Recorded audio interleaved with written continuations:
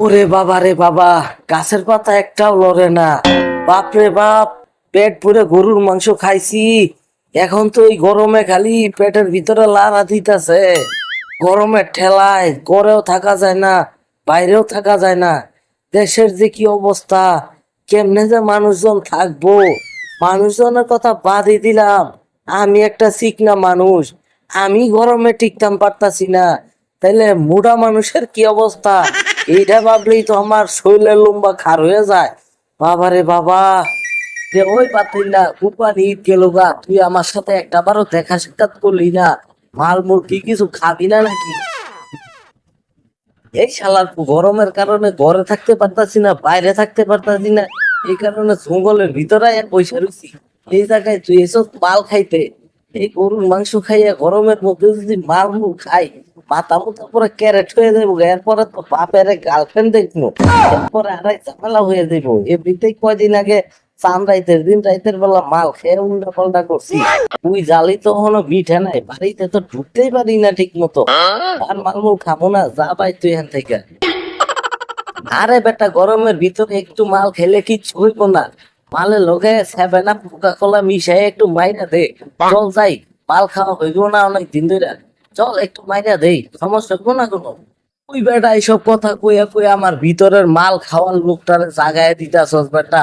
মাল খাওয়ার মনে করতে মুডে যদি আইসা করি বলে সব মাল খাই পালাম, এরপরে তো তুই মাল পাবি না খাওয়ার লেগে। আমার তো চিনিও ছিল, আমি কিন্তু সেই লেভেলের মাল করো অনেক দিন ধরে কন্ট্রোল করে আছি।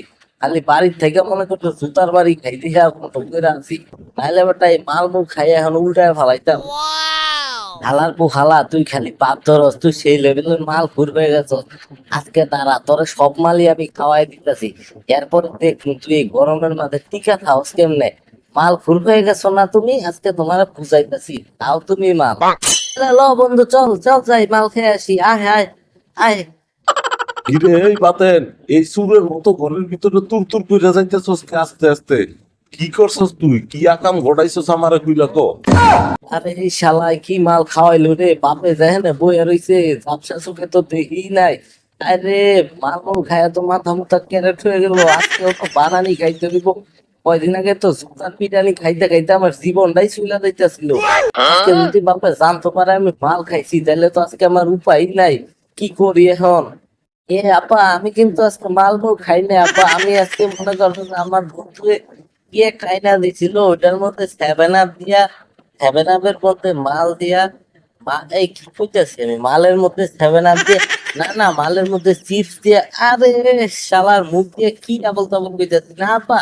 আমি মালের মধ্যে পানি দিয়ে মাইরা দিছি, আজকে কিছু খাই না আমি। আমি কিন্তু আর কিছু তো না, তুমি কেটায় না বলেছো। মাথা ঘুরাই গেলি না, আমি তো বুঝা যাইতাছি। শালার গু শালা, তোরে কয়দিন আগে মাল খাওয়ার লেগে জুতা দিয়া পিটাইলাম। এরপরেও তুই মানুষ হইলি না, আজকে আবার মাল খেয়ে বাড়ির ভিতরে আইছস। আইছস তো আইছস, মাল বলতাছস সব কিছু। আজকে তোরে দ্বারা বুঝাইতাছি আমি, মাল খাওয়া আজকে তোর বাইর করবো আমি। তো বাবা বাতেন, তোমার লেগে একটা সারপ্রাইজ আছে, চলো একটু তোমার সারপ্রাইজটা দিয়ে আহি। চলো আমার রুমে চলো, তোমার একটা সারপ্রাইজ দিব আমি। তোমার লেগে অনেক দিন ধরে একটা সারপ্রাইজ প্ল্যান করতেছি, আজকে সারপ্রাইজটা ভাবলাম তোমাদের দিয়ে দিব। চলো তুমি বাবা। এ রে, আমার বাপে আমার জীবনে একটা টাকাও দিতে চায় না, আজকে সারপ্রাইজ দিব। কত খুশি যে লাগতেছে রে, মনটা খুশিতে খালি নাচতাছে। চলো আব্বা যাই, সারপ্রাইজটা লই আহি। বাবা দি চলো, এই লো তোমার সারপ্রাইজ।